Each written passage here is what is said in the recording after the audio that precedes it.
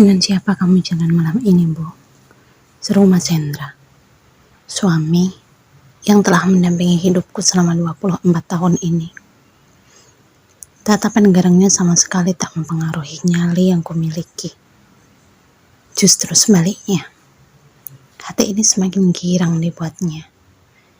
Itu artinya Mas Hendra telah masuk ke dalam perangkapku. Permainan baru saja dimulai, tapi ternyata dia sudah semarah itu. Bagaimana dengan diriku yang sudah 7 tahun dia selingkuhi? Bahkan 5 tahun belakangan ini telah menikah siri dengan idaman lain tanpa sepengetahuan, apalagi izin dariku sebagai istri sahnya.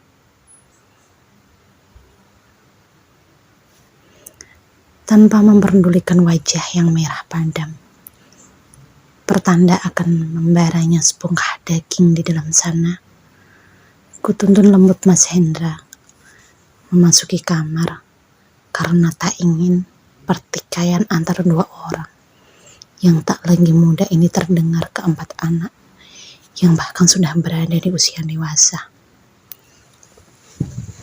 Pelan kuputar kenup pintu. Aku dan Mas Hendra telah masuk ke dalam kamar. "Ibu," seru Mas Hendra kembali seraya mencengkram lenganku. "Bapak duduk dulu, biar ibu jelaskan," tukasku lembut seraya melepas lengan dari cengkraman kuatnya dan memimpin untuk menghempaskan bobot tubuh keranjang. Tapi alih-alih ikut duduk, Mas Hendra nampak mematung dengan berkaca pinggang, seakan siap menerkam tubuh mungilku. "Ayo sini," titahku sembari menepuk sisi kasur di sebelah kanan. "Jawab ibu," timpal Mas Hendra meradang. Sepertinya ketenangan yang kutunjukkan semakin menyulut emosinya.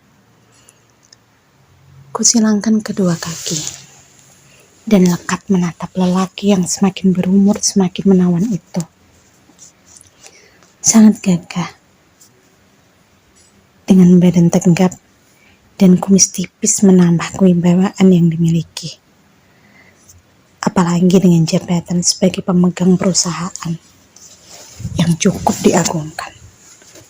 Sangat mungkin jika banyak yang menaruh hati padanya.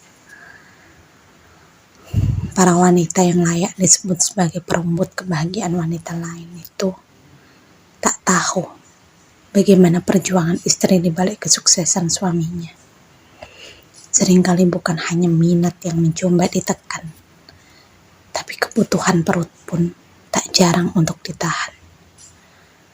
Bukan hanya itu, seorang istri juga rela mengorbankan seluruh waktu yang bahkan tak mungkin untuk kembali diminta demi melancarkan pekerjaan suami, meskipun hanya sekedar membangunkan kala subuh menyapa atau sekedar menyiapkan kebutuhan pokok seperti sarapan.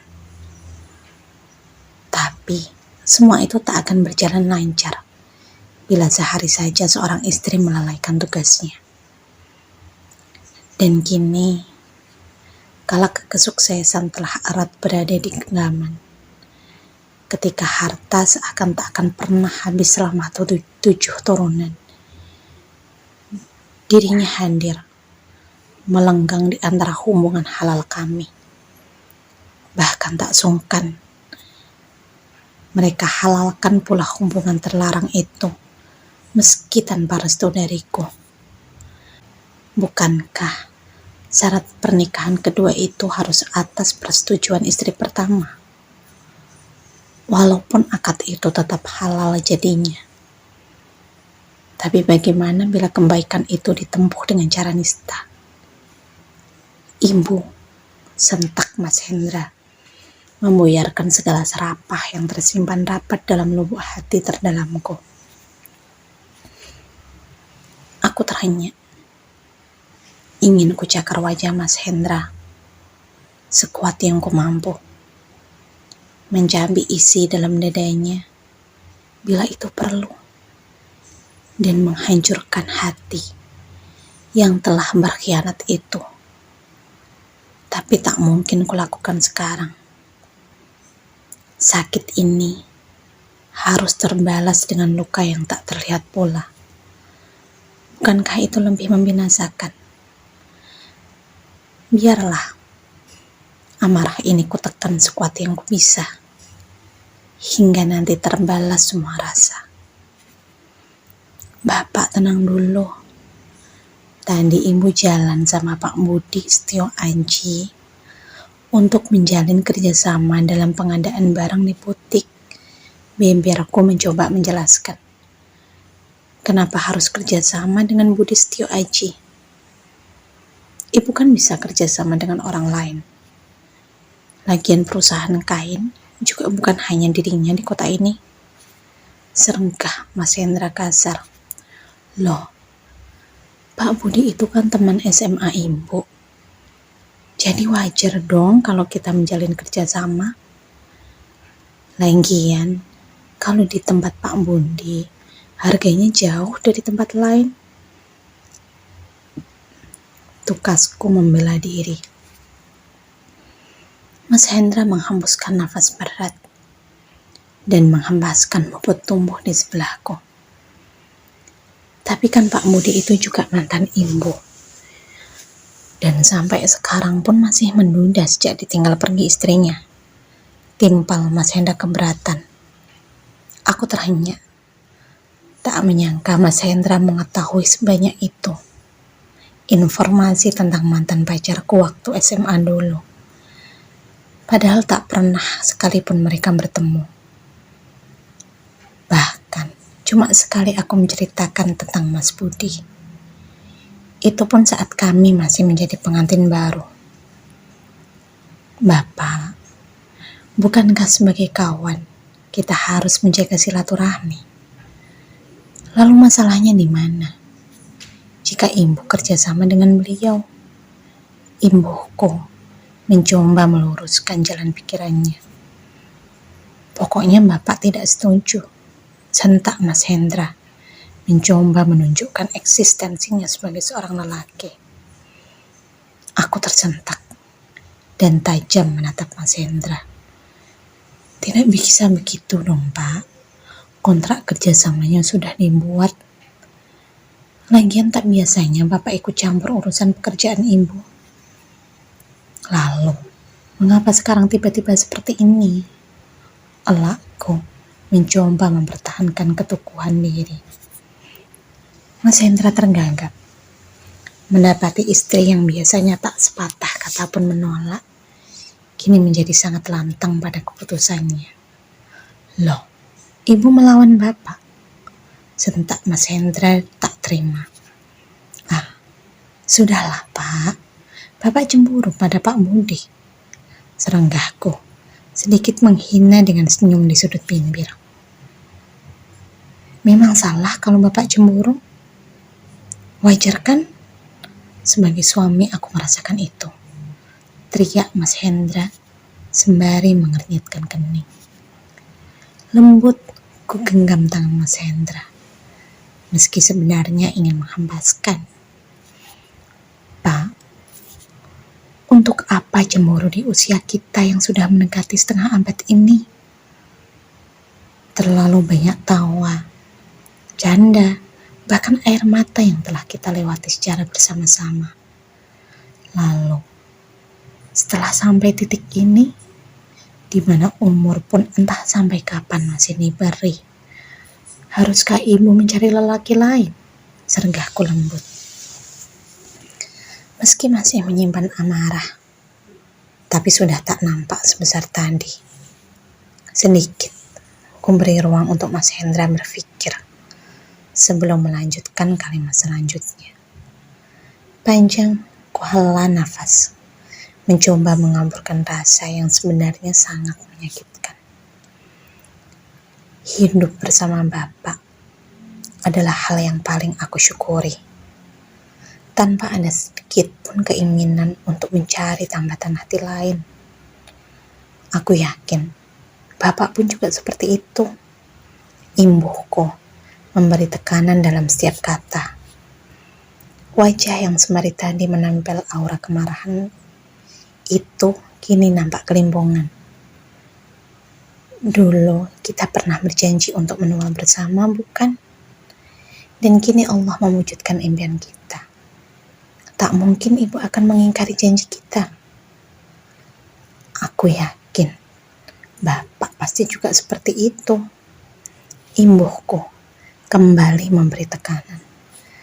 Lelaki di hadapanku itu kini nampak manggut-manggut, sembari menutup rasa bersalah yang sangat kentara dari deru nafas tuanya. Percayalah, Pak, sejengkal pun tak akan pernah kulupakan apa yang telah Bapak perjuangkan demi kebahagiaan kita. Dan aku yakin Bapak pun pasti juga seperti itu. Bapak ingat kalau Bapak di kantor masih sebagai pegawai magang. Seringkali kita menunda untuk pulang kampung hanya karena memilih membeli susu Rama daripada untuk transportasi. Bukan hanya itu, kita juga harus menekan kebutuhan kita demi cukupnya keperluan Rama yang saat itu masih bayi. Bapak ingat kan? Jelasku mencoba menekannya yang tanpa terasa juga menggiring derai air mata sendiri. Iya, lirih Mas Hendra. Tertunduk dalam, mungkin hatinya keras tertampar. Dan sekarang, masa itu telah berlalu. Bapak pun sudah pegang perusahaan sendiri, sementara ibu mengurus usaha butik. Mana mungkin ibu akan berpaling dari Bapak setelah begitu banyak air mata yang terkorban. Dan ibu yakin Bapak pun tak akan pernah berpaling dari ibu. Benar begitu, Pak? Tandasku menyintil jiwa yang tengah gundah. Iya, Bu, lirihnya yang bahkan terdengar sayup di runguku. Andai Mas Hendra tahu, permainan baru saja dimulai.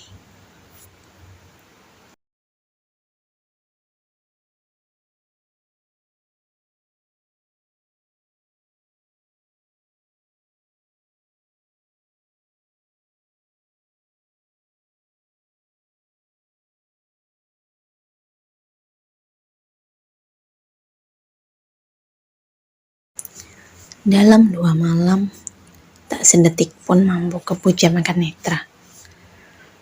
Bayang-bayang kemesraan yang mungkin telah dilalui Mas Hendra bersama Madu yang bahkan belum pernah nampak padaku sekilas wajahnya terus berputar di kepala.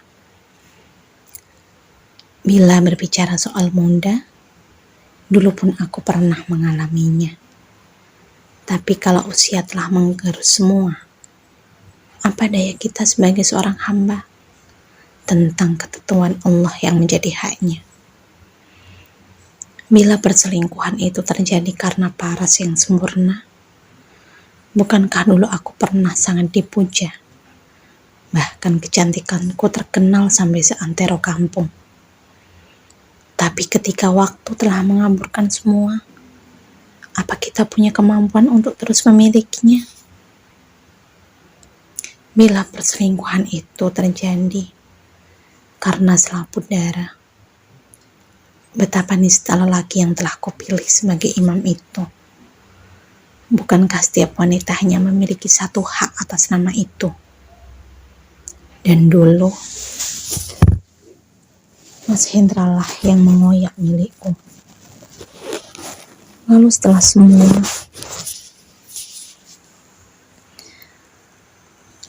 semua yang dia renggut dari diriku, masih tega lelaki itu menampar hatiku. Allahu Akbar.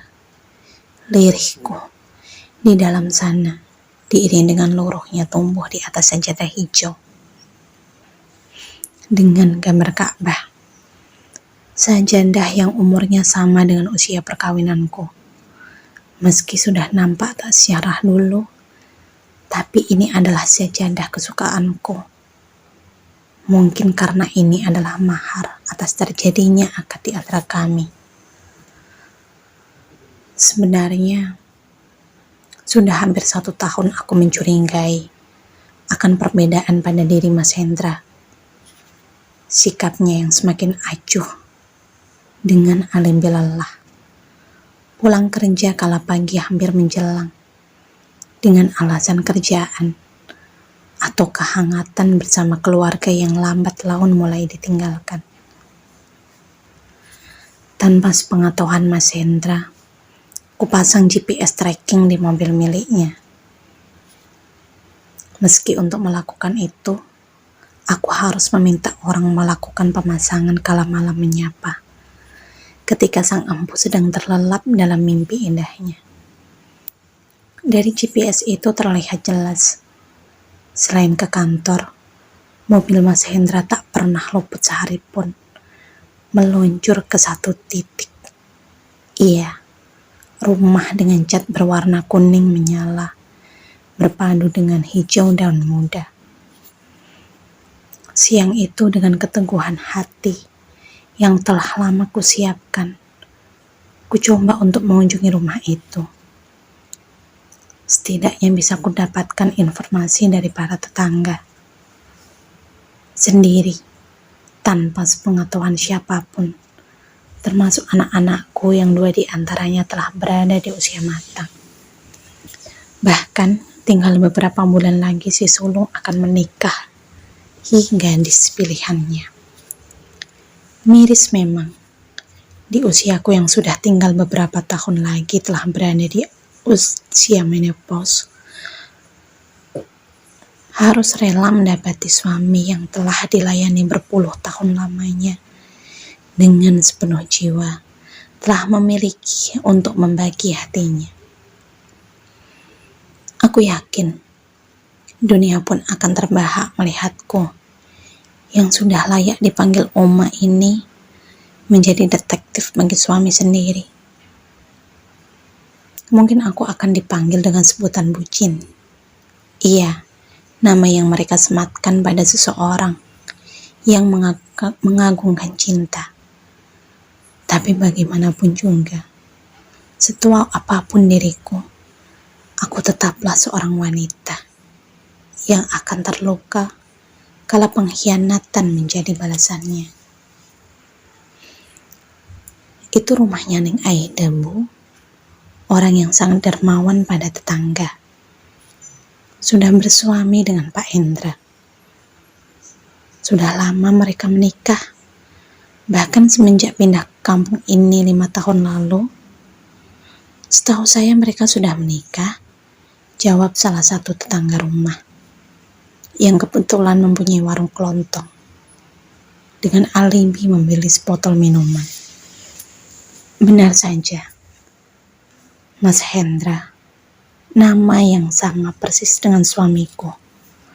Bahkan kalau aku tunjukkan fotonya, ibu pemilik warung itu dengan tegas mengiyakan. Sakit sungguh kentara menggerogoti seluruh asa yang kupunya. Impian untuk berbahagia di masa tua yang sudah terpampang di pelupuk mata harus tergantikan dengan air mata. Mas Hendra, lelaki yang sudah banyak makan asam garam kehidupan itu, begitu lihai menutup kebusukannya. Bahkan dari diriku yang seringkali bersama, atau ini karena kepercayaan yang begitu buta ku berikan padanya, hingga bertahun lamanya dimadu tanpa aku tahu. Aida, tak tahukah dia bahwa lelaki yang menikahinya telah berpasangan halal dengan wanita yang bahkan seumuran dengan ibunya. Andai dia tahu tentang ini, betapa buruk perangainya, memilih untuk menengkuk bahagia di atas derita orang lain.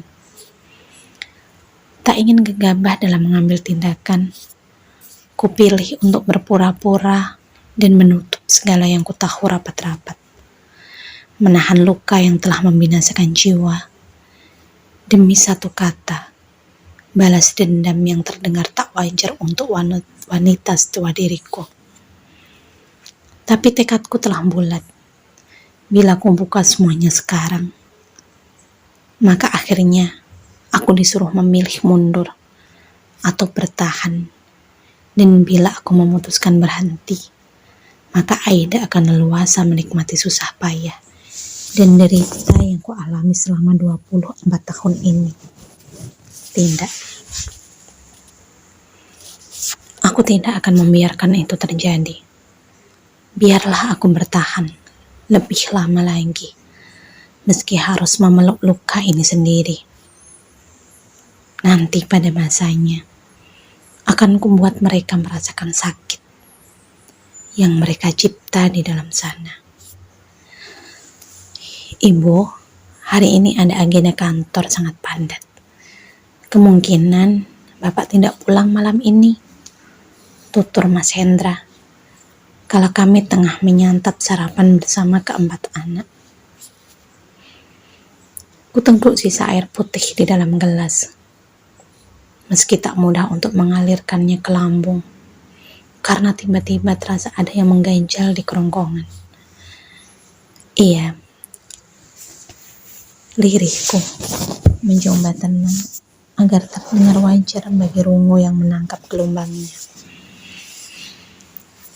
Kutatap langit-langit rumah yang berwarna putih dengan hiasan gumpalan warna biru untuk menahan genangan di pelupuk mata. Maaf ya Bu, Bapak usahakan besok selepas sholat subuh sudah berada di rumah. Timpal Bapak seakan menangkap kesedihan di wajahku. Anak-anak yang berada di tengah obrolan kami saling tatap dengan senyum menggoda dan sekali berlomba mengeluarkan suara batuk kambing. Aku berpura menarik kedua sudut bibir untuk menutup lara hati.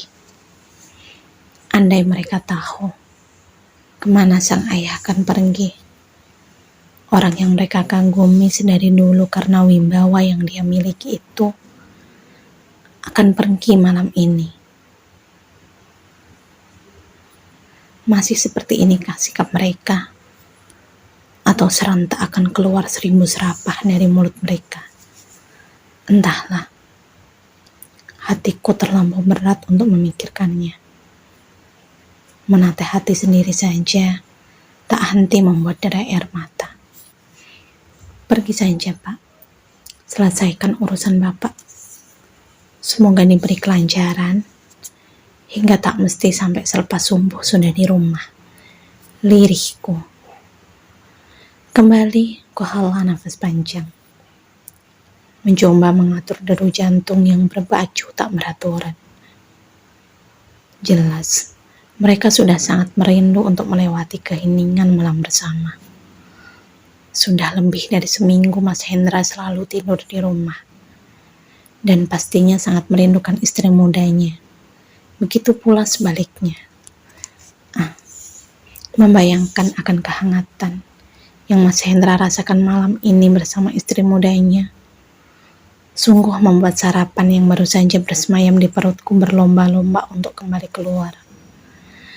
Bergegas, ku berlari ke kamar mandi. Karena sudah tak mampu lagi menahan isi perut. Tanpa menghiraukan gedoran pintu yang ketok berkatalu-talu, kekeluarkan seluruh isi perut dengan air mata berderai. Kutumpahkan air mata di dalam ruangan yang rapat kututup pintunya. Air keran kunyalakan untuk mengaburkan isakan yang tak mampu lagi kuheningkan. Allahu Akbar. Sakit ini rasanya sebuah pengkhianatan. Andai bisa memilih,